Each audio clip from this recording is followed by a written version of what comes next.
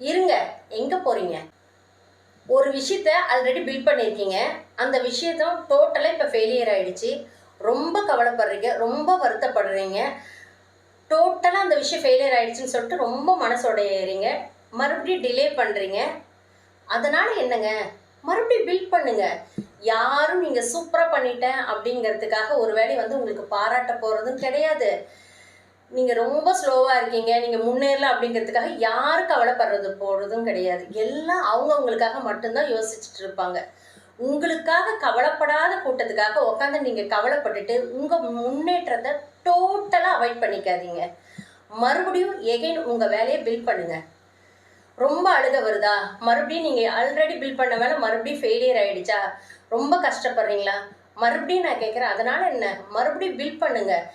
கடவுள் நம்ம கொடுத்துருக்கிற ஒரே ஆப்ஷன் என்ன அப்படின்னா, பில்ட் பண்ணிக்கிட்டு நம்ம போய்கிட்டே இருக்கணும்.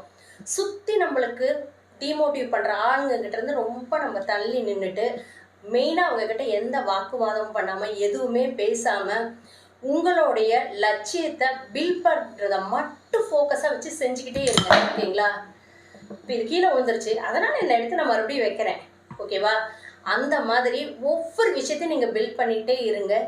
ஸ்ட்ராங்காக ஒரு நாள் இந்த புத்தர் சிலை மாதிரி, புத்தர் நம்ம சொசைட்டிக்கு சொன்ன விஷயம் மாதிரி சைலண்ட்டாக நீங்கள் ஒரு பெரிய எம்பையரை கண்டிப்பாக க்ரியேட் பண்ணுவீங்க.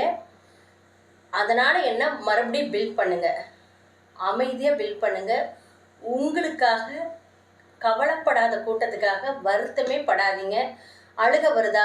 சோகமாக இருக்கீங்களா? அதனால் என்ன, மறுபடியும் மூஞ்சி கழுவிட்டு ஒரு டம்ளர் தண்ணி குடிச்சிட்டு இப்போவே பில்டிங்கை பண்ணுங்க உங்களுடைய லட்சியத்தை. ஓகேவா? இந்த மாதிரி விஷயங்கள் நீங்கள் தொடர்ந்து தெரிஞ்சுக்கணும் அப்படின்னா ஹோலிஸ்டிக் தெரபிஸ்ட் தீபா சதீஷை ஃபாலோ பண்ணிக்கோங்க.